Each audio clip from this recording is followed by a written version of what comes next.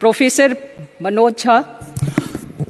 शुक्रिया मैडम, शुक्रिया आपके वहाँ होने के लिए भी। बस मैं आपके माध्यम से ये कहना चाहूँगा कि इतिहास में, संसदीय लोकतंत्र के इतिहास में ऐसे क्षण आते हैं जब ये कहना मुश्किल हो जाता है, जो मीडिया के लोग पूछते हैं बाहर, आइज और नोज। ये मसला यस और नो का नहीं है माननीय उपसभापति जी, ये मसला हमारे देश की तारीख से जुड़ा हुआ है। ये मसला इस बात से जुड़ा हुआ है जो प्रधानमंत्री जी ने अभी बीते दिनों सेंट्रल हॉल में कहा था, कैनवस बड़ा होगा, आकृति बड़ी होगी। बड़ा कैनवस है लेकिन आकृति छोटी गढ़ी जा रही है, और ये इतिहास स्मरण करेगा, ये मैं आपके माध्यम से कहना चाहता हूं। अब नारी शक्ति वंदन अधिनियम, मुझे तो समझ में नहीं आया कि ये लेजिस्लेशन है या किसी तरह का धार्मिक ग्रंथ की एक उसका शीर्षक है, क्योंकि बचपन से पढ़ता आया इस देश में, जब आपकी सरकार बीजेपी की सरकार नहीं थी, जत्र नार्यस्तु पूज्यन्ते रमन्ते तत्र देवता।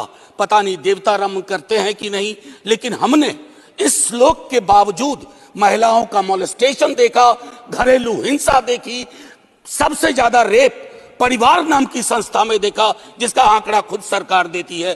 तो मुझको लगता है ये जो विरोधाभासी चरित्र है हमारे देश का, इस विरोधाभासी चरित्र पर भी बात होनी चाहिए। आज काफी सारी महिलाएं हैं, पत्रकार भी इस दर्शक दीर्घा में, इनको भी ये कहना चाहता हूं कि हमारे कुछ सरोकार हैं।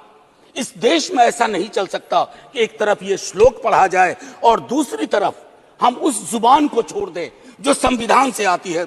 मैडम, संविधान राइट्स की बात करता है, अधिकार की। हमारी वोकैबुलरी को क्या होता जा रहा है? अधिकार दया की श्रेणी में नहीं आएगा, लेकिन पूरा का पूरा जो टेक्सचर देखता हूं वो दया की श्रेणी में बात होती है। अधिकारों की बात कभी दया से नहीं होगी। माननीय deputy chairman ma'am, chairperson ma'am, sorry, as per the delimitation commission 2008 हमारे पास जो सीट्स हैं 412 जनरल सीट्स, 84 एससीज, 47 एसटीज।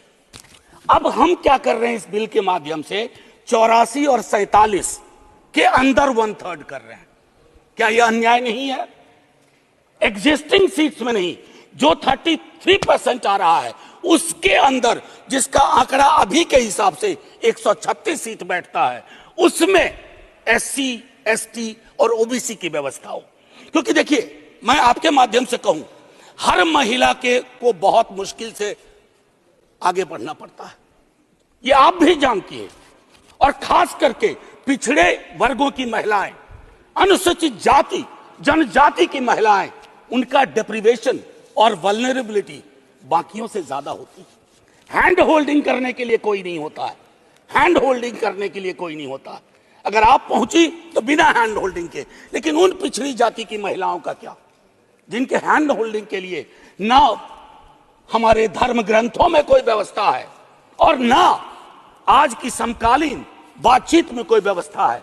रेटोरिकली हम कुछ भी कह दें, मेरा सिर्फ आपके माध्यम से कहना होगा कि हमारी पार्टी, आज मैं स्मरण कर रहा हूं, हमारे राष्ट्रीय अध्यक्ष लालू प्रसाद यादव जी, भगवतिया देवी, कई लोग जानते होंगे, पत्थर तोड़ने वाली महिला थी, पत्थर तोड़ने वाली। हम ना सहबो गाली भैया, हम ना सहबो गाली। वहां से, गया से निकल करके वो संसद तक पहुंची। क्या उसके बाद भगवतिया देवी आ पाई, फूलन देवी आ पाई? वो इसलिए नहीं आ पाई कि हम आपको दोष नहीं देते हैं, हमारी व्यवस्थाएं संवेदन शून्य है। मैं तो आग्रह करूंगा तमाम साथियों को, आप किसी भी दल में हो, आज एक बार उससे बाहर निकल करके सोचिए। यह ऐतिहासिक क्षण सचमुच ऐतिहासिक होगा अगर हमने आज इतिहास को व्यापक कैनवस पर देखा, जो प्रधानमंत्री जी कहते हैं। और प्रधानमंत्री जी की कथनी और करनी में फासला नहीं होना चाहिए, और यह फासला इसलिए नहीं होना चाहिए कि बड़े दूर फासले पे लोग खड़े हैं, अत्यंत पिछड़ी जातियों के लोग। मैडम, आप, अगर आपके माध्यम से मेरी बात पहुंच रही हो, तो आज मैं आग्रह करूंगा तमाम साथियों से, चिंता न करिए दलीय व्हिप की।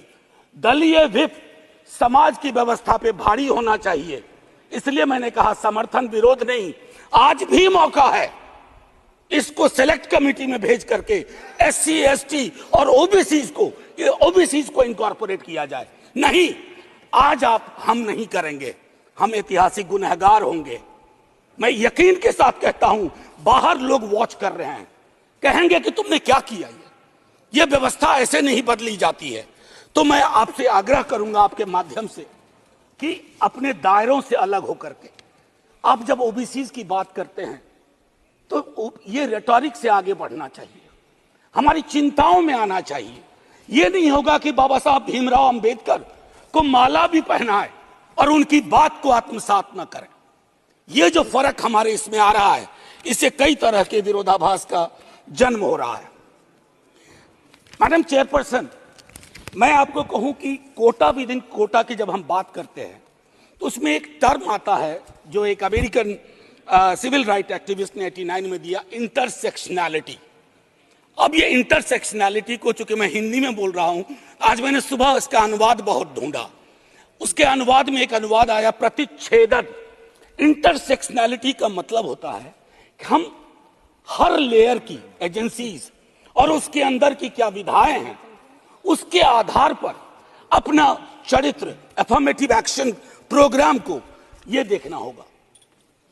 जो खास करके वंचित समाज की महिलाएं हैं, मैं उनके बारे में कहूं, आपको एक बार अपना नजरिया साफ करना होगा।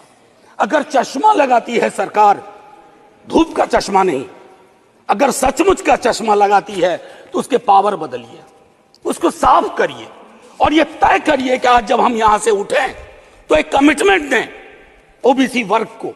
और ये मैं बार बार दोहरा रहा हूं कि 33% के को एग्जिस्टिंग में मत इनकॉर्पोरेट कीजिए, इट शुड बी सेपरेट। नई व्यवस्था में नया 33% without touching SCs and STs, ये करिएगा तो क्रांतिकारी कदम होगा। अक्सर हम लोग अपने प्रिविलेजेस को नहीं देखते हैं। मेरा सरनेम एक प्रिविलेज है, नीरज भाई का सरनेम एक प्रिविलेज है, हमारे सरनेम ने हमें प्रिविलेज दिए हैं। उन सरनेम्स को देखिए जिनके पास ये प्रिविलेज नहीं है। नहीं, ऐसे मैं बहुत अच्छा किया। मैं ये कहना चाह रहा हूं मैम चेयरपर्सन, मैं ये कहना चाह रहा हूं कि प्रिविलेज का जो व्याकरण है वो खत्म ही नहीं हो रहा है। मैंने पहले भी सदन में कहा था कि इस देश में शायद there is nothing in name but everything is there in the surname. उनके संघर्ष, उनका जीवन कठिन लगातार होता जाता है।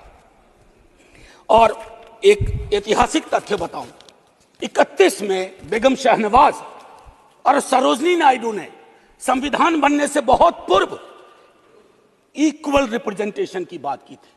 हम काहे को अटके पड़े हैं 33 पर? मेरी तो समझ में नहीं आ रहा कि 33 के साथ क्या रिश्ता है हमारा। ये 50 क्यों नहीं हो सकता? ये 55 क्यों नहीं हो सकता? आपका पूरा का पूरा वर्ग चरित्र बदल जाएगा। आप नहीं चाहते हैं कि भगवतिया देवी यहां आए?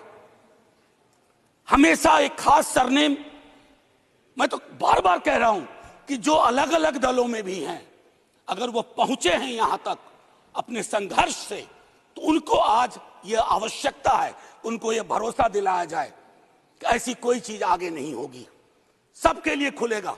आपकी ये जो नई पार्लियामेंट है हमारी, ये रंगीन ज्यादा होगी। इंद्रधनुष में कई रंग होते हैं।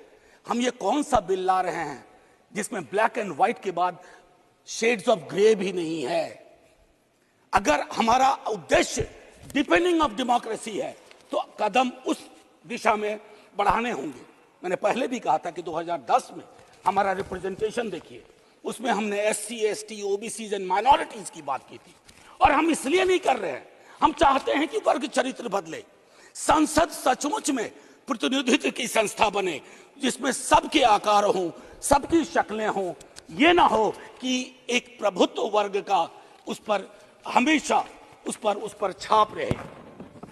अब मैं कहूं कि अभी जातिगत जनगणना कल शाम के बाद, मैम चेयरपर्सन, अब मैं आपका अटेंशन चाहता हूं। कल शाम के बाद इस देश में लोकसभा में बिल पास हुआ, उससे ज्यादा इस बात की चर्चा हो रही है ओबीसी के साथ नाइंसाफी हुई। इस बात की चर्चा हो रही है कि जातिगत जनगणना पर क्यों ब्लॉक किया जा रहा है। और मैं ये कह रहा हूं, हमारे सीएम नीतीश जी और तेजस्वी जी डिप्टी सीएम, उन्होंने जातिगत सर्वेक्षण कराया। 28 अगस्त को मेरे पास दोनों एफिडेविट है। पहले एफिडेविट कौन लेके गए? सरकार। तुषार मेहता खड़े होते हैं, सॉलिसिटर जनरल, ये कहते हैं कि state government can not do any activity like census और एक्टिविटी अकिन टू सेंसस। लेकिन शाम तक जब अप्रोर होता है, दूसरी एफिडेविट आती है, कहती है गलती से वो पैराग्राफ लग गया था। सरकारें ऐसी गलतियां नहीं करती हैं, ये मानस करवाता है, ये प्रेजुडिस माइंड करवाता है। मैम चेयरपर्सन, बस ज्यादा नहीं लूंगा। मैंने कई संशोधन दिए हैं मैडम चेयरपर्सन, मैंने कई संशोधन दिए हैं। उन संशोधनों पर भी सरकार विचार करे। हाथ जोड़ के कहता हूं, आपका कुछ भी नहीं बिगड़ेगा। हृदय विशाल रखना चाहिए। छोटे मन से, आप ही के बड़े नेता कह गए थे, छोटे मन से कोई बड़ा नहीं होता। कैनवास पे बड़ी लकीर खींचिए। और मैं आखिरी में एक बात कह के खत्म करूंगा कि गले मिलकर गला दबाने की कोशिश ना हो। मैम चेयरपर्सन, 1 मिनट, एक कविता लेके आया था, उसके पहले गले मिलकर गला ना दबाइए। और ये कविता पढ़ के खत्म करूंगा और जय हिंद बोल दूंगा। ये ओम प्रकाश वाल्मीकि जी का है। इसमें जो प्रतीक हैं वो किसी जाति विशेष के लिए नहीं है, क्योंकि हम सब के अंदर एक ठाकुर है जो न्यायालयों में बैठा हुआ है, विश्वविद्यालयों में बैठा हुआ है, संसद की दहलीज को वो चेक करता है। तो कविता कुछ यूं है। चूल्हा मिट्टी का, मिट्टी तालाब की, तालाब ठाकुर का, भूख रोटी की, रोटी बाजरे की, बाजार खेत का, खेत ठाकुर का, बैल ठाकुर का, हल ठाकुर का, हल की मूठ पर हथेली अपनी, फसल ठाकुर की, कुआं ठाकुर का, पानी ठाकुर का, खेत खलिहान ठाकुर के, गली मोहल्ले ठाकुर के, फिर अपना क्या, गांव, देश, शहर। और मैं फिर से क्लैरिफाई करता हूं, वो ठाकुर मैं भी हूं, वो ठाकुर संसद में है, वो ठाकुर विश्वविद्यालयों में है, वो ठाकुर विधायिका को कंट्रोल करता है। इस ठाकुर को मारो जो हमारे अंदर है। जय हिंद मैम, जय हिंद।